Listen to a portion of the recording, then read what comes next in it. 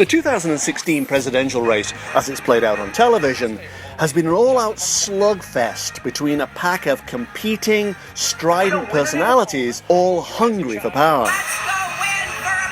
They shout slogans, they shake hands, they wave, they go on TV and bicker and argue. And yet, in the end, we still don't know what's going on behind the public mask, do we? If only there were a way to find out who deep down is a really great, honourable person and who, you know, is just trying to get their hands on the White House. Democrats are ready for Hillary. Going to win! Well, you know what? Maybe there is a way to know. To find out, we have to start not in America, but in Yokohama, Japan, with this guy, Dr. Masaru Emoto. Dr. Emoto was a scientific researcher who ran experiments using the human mind to test if consciousness could change the shape of water crystals. What he found was that, and this is Dr. Emoto right now praying to some water, what he found was that good, positive thoughts produce perfect, beautiful crystals, like this one, while negative, angry, ugly thoughts produce angry, ugly crystals.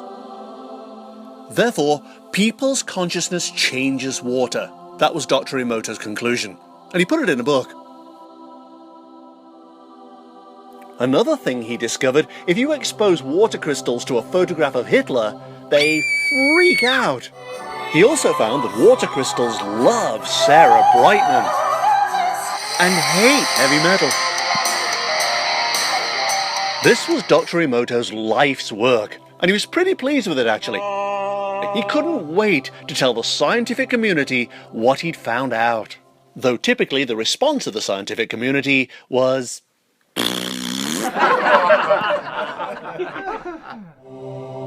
Dr. Emoto discovered something else as well, that water understands words.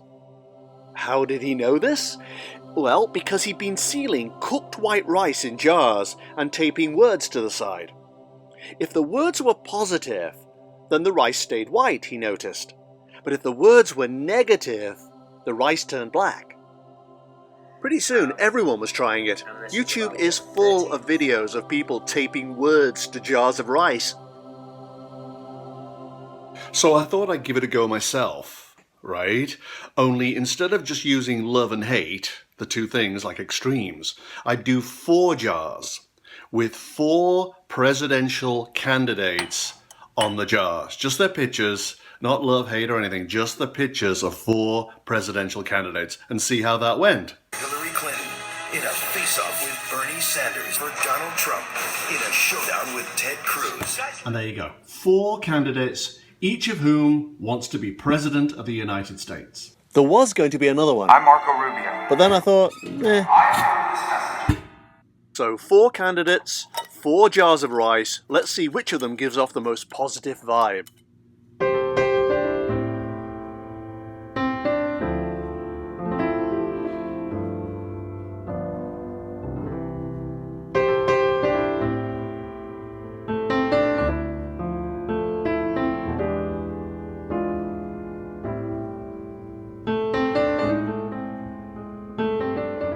So those are the candidates. But then I thought, if the water in rice does respond to words, thoughts, feelings and so on, maybe I should talk to it. I find you sinister. I love you. I want you to prosper. You promote fear. You promote hate. I don't like you. There are some aspects of you I don't like very much, but on the whole, I like you. I can't believe you mean all those nasty things you say. I can't believe it. I wouldn't give him a job. He can do the work all right, but his personality wouldn't fit in here.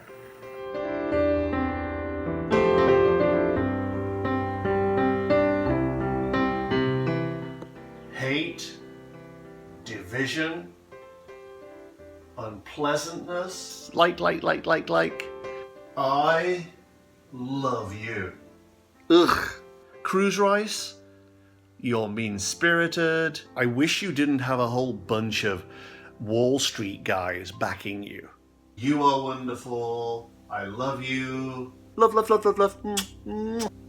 I love you, love you, love, love, love, love, love, love, love.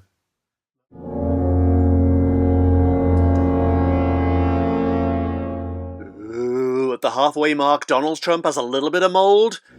Ted Cruz rice has a large blob of mold growing, while the Hillary Clinton and Bernie Sanders rice jars are still completely white.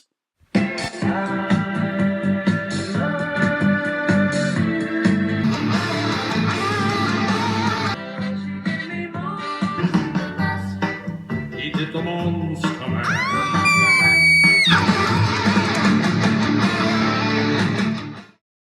And now for a look behind the scenes. This can go on the Blu-ray later as bonus material. So all 4 jars were kept in the same place the whole time, on the floor in my bedroom. There they are. Love you, Bernie. Love, love, love, love, love. Love, love, love, love, love, love, love. Still white. Hillary's was pretty good too. Not bad after 9 days. Cruz, oh, look, the little blob of mold is growing bigger all the time. And as for Trump, the Trump rice is starting to look like a winner. But then, oh, look at that. It's bad on the inside. Winning, winning, winning. We will have so much winning if I get elected that you may get bored with winning. Believe me. Despite all of this, things were moving really slowly. It was getting quite boring and nothing was turning mouldy. Then I had the idea of taping labels to the back of each jar with words on. And look at that, Donald Trump rice is going really bad already. As for Ted Cruz, well, that's got a lot of mold in there now. Clinton, a little bit of mold here and there, but Bernie Sanders, still as white as his hair. What's crazy is that by the end of the experiment, after 2 whole weeks, Bernie Sanders' rice is still completely white, whereas Hillary Clinton... Ooh, Clinton's going bad, look at that. Let's go win for America! Don't get too cocky, lady. Ted Cruz, just as moldy as ever. I wake up every day and laugh. And Donald Trump... The contents have actually doubled in volume. There's now mold creeping up the side of the jar. Going to win! This is the most disgusting, evil thing I've seen in a while. And so I declare the winner of the 2016 presidential rice experiment to be Senator Bernie Sanders.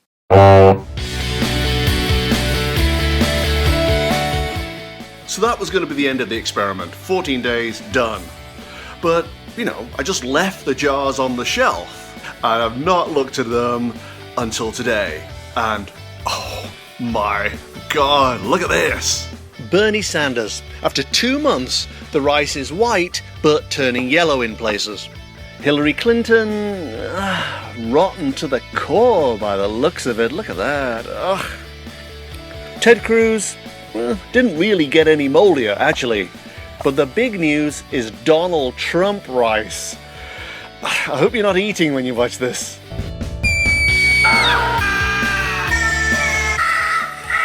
Left on the shelf for 2 months, the Donald Trump rice turned to a black, slimy goo. Winning. Doesn't that tell you all you need to know?